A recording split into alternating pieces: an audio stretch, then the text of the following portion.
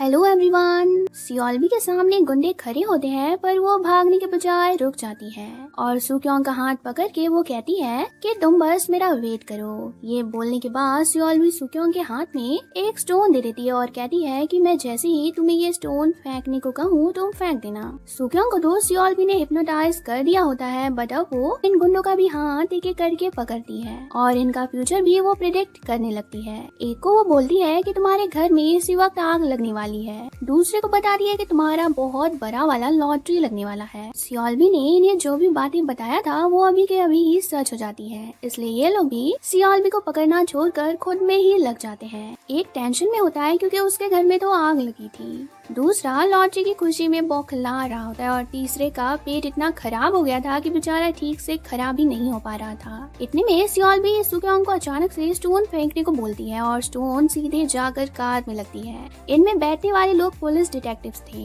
जिन्हें सियोलबी बताती है कि ये गुंडे मुझे किडनैप करना चाहते हैं। ये डिटेक्टिव भी इन गुंडों को पकड़ के ले जाते हैं जिससे फिर सियोलबी बहुत ही खुश हो जाती है। सियोलबी को विटनेस के तौर पे पुलिस स्टेशन में स्टेटमेंट देना पड़ता है बट वो एक बार भी चीफ वोंग का नाम यहाँ नहीं लेती है। सुक्योंग सियोलबी से पूछता भी है कि तुमने चीफ वोंग का नाम क्यों नहीं लिया जबकि उन्होंने ही तुम्हें किडनैप किया था। तो सियोलबी कहती है कि मैंने उनका नाम इसलिए नहीं लिया क्योंकि वो तुम्हारे साथ अच्छा बिहेव करते हैं और वो एक अच्छे आदमी भी हैं। पुलिस स्टेशन से निकलने के बाद सियोलबी चीफ वोंग के घर उनके बेटे योनसो से मिलने आती है क्योंकि जब सियोलबी ने चीफ वोंग का फ्यूचर देखा था तो सियोलबी ने उन्हें योनसो के बारे में कुछ बातें बताई थी और चीफ वोंग ने सियोलबी को गुंडों से बच के भागने में भी हेल्प किया था, जिसके बदले चीफ वोंग ने सियोलबी से कहा था कि प्रॉमिस करो कि तुम योनसो के मामले में मेरी हेल्प करोगी। सियोलबी बस उसी प्रॉमिस को पूरा करने के लिए यहाँ आई है। इस वक्त चीफ वोंग घर पे नहीं होते हैं तो सियोलबी योनसो को 30,000 वॉन देती है और एक कॉम्प्लेक्स के पास जाकर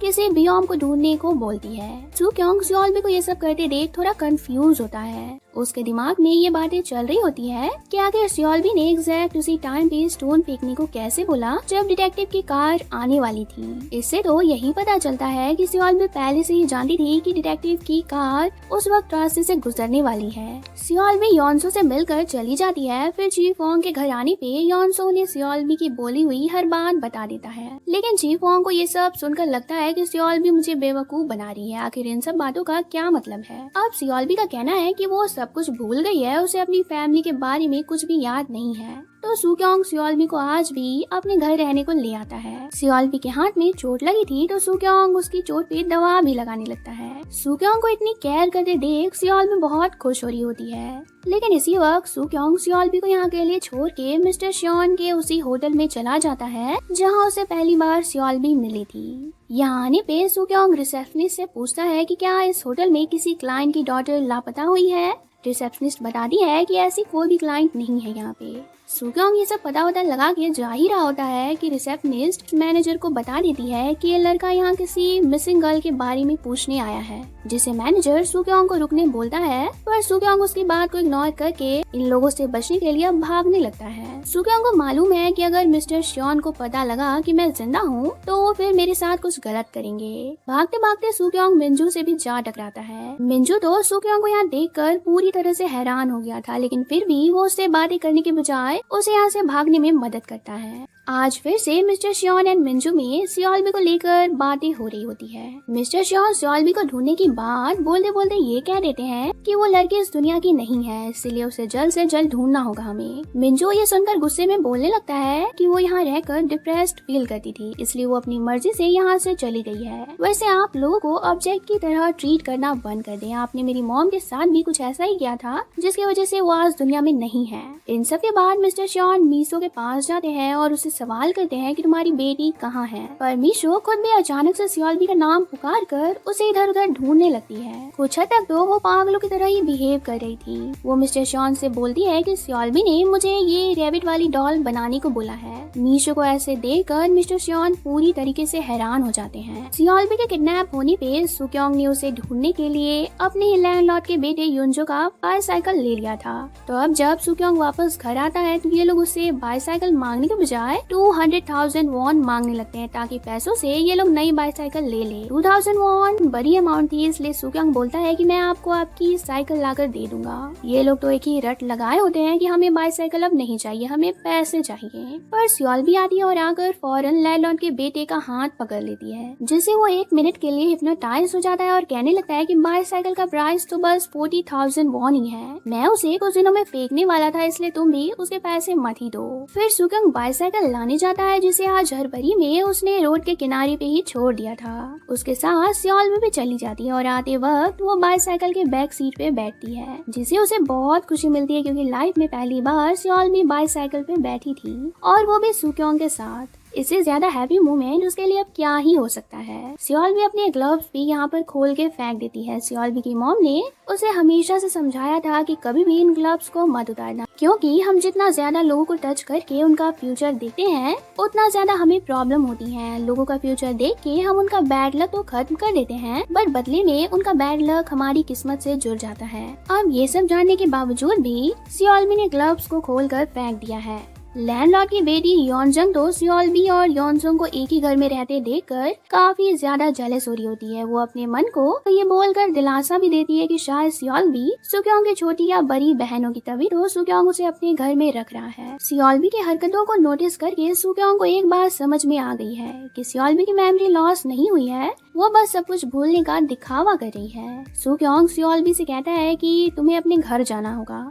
अगर तुम सिर्फ एंजॉय करने के लिए घर से भागी हो तो ये सही नहीं है। सुक्योंग की इन्हीं बातों से सियोल भी अचानक ही इमोशनल हो जाती है, तो वो सुक्योंग से कहने लगती है कि प्लीज मुझे यहाँ रहने दो, मुझे वापस घर मत भेजो। सियोल को अपसेट देखकर सुक्योंग भी बोलता है कि ठीक है, तुम कुछ और वक्त तक यहाँ पर रह सकती हो। इसके बाद सुक्योंग सियोल को घर की चीजें कैसे यूज करनी है ये बताने लगता है। अब सियोल यहाँ रहने वाली है तो उसे ये सब आना चाहिए, ताकि सुक्योंग के गैर हाजिरी में सियोल अपना खाना खुद से पका सके। इधर हम मिस्टर श्योन को कुछ पुरानी बातें याद करते हुए देख रहे हैं। असल में मिस्टर श्योन एंड मीशो कभी एक दूसरे को लाइक किया करते थे, बट मिस्टर श्योन के डैड को इनका एक साथ रहना, साथ में टाइम स्पेंड करना अच्छा नहीं लगता था। इस सीन के तुरंत बाद मिस्टर श्योन को हम एक नाइटमेयर से जागते हुए देखते हैं, जिसमें मीशो बहुत ही डरावने तरीके से मिस्टर श्योन के करीब आ रही है। मीशो की केयरटेकर आज उसे हैरेस करती है, ये जानने के लिए कि सियोल भी आखिर कहाँ है। मीशो काफी चिल्ला रही होती है, वो बहुत ही रो रही होती है, पर इस सीक्रेट प्लेस पे उसकी बात सुनने वाला और उसे बचाने वाला कोई भी नहीं होता है। सुक्योंग ने सियोल को कल रात सारी चीजें कैसे यूज करना है अच्छे से समझा दिया था,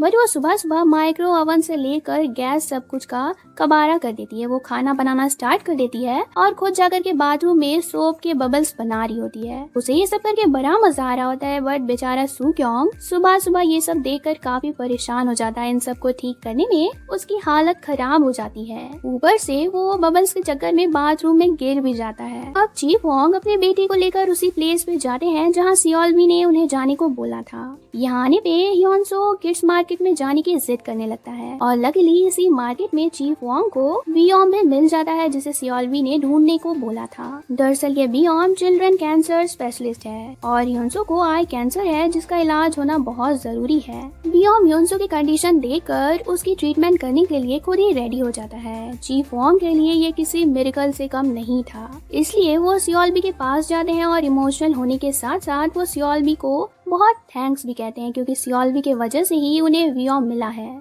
उन्हें तो लगता था कि अपनी वाइफ की तरह वो अपने बेटे को भी खो देंगे। फिर सियोल के बोलने पे चीफ वोंग सुक्योंग के लोन इंटरेस्ट भी माफ कर देते हैं। सियोल चीफ वोंग से पूछती है कि यहाँ का हर कोई सुक्योंग को नापसंद क्यों करता है, तो चीफ वोंग उसे डिटेल में आज सारी बातें बता देते हैं कि जिस दिन से सुक्योंग इस मार्केट में आया है, हर किसी के साथ कुछ न कुछ बुरा हो रहा है, इसलिए सब लोग उसे दूर रहते हैं, लोग उसे अपना बैड लक मानते हैं। ये सब जानने के बाद सियोल को काफी गुस्सा आ जाता है। वो सुक्योंग को जाकर बोलती है कि अब से मैं तुम्हारा गुड लक बनूंगी, मैं सारी चीजें ठीक कर दूंगी। दूसरी तरफ हम मिस्टर श्योन को अपने भाई और उसके इकलौते बेटे के साथ देखते हैं, जहाँ मिंजो भी मौजूद होता है। मिस्टर श्योन का भाई उन्हें बिल्कुल भी पसंद नहीं करता है और इसकी क्या वजह है ये तो नहीं मालूम है। मिस्टर श्योन को हमेशा नाइटमेयर्स आते हैं, इसलिए उन्होंने नाइटमेयर से बचने के लिए एक एमलेट मंगवाया है, जिसे मिस्टर श्योन का भाई भी देखता है और वो हंस के बोलने लगता है कि मैंने डैड को भी ऐसी एमलेट ढूंढते हुए देखा था। इसके तुरंत बाद हमें मिस्टर श्योन के डैड को कुछ ऐसी हालत में दिखाया जाता है।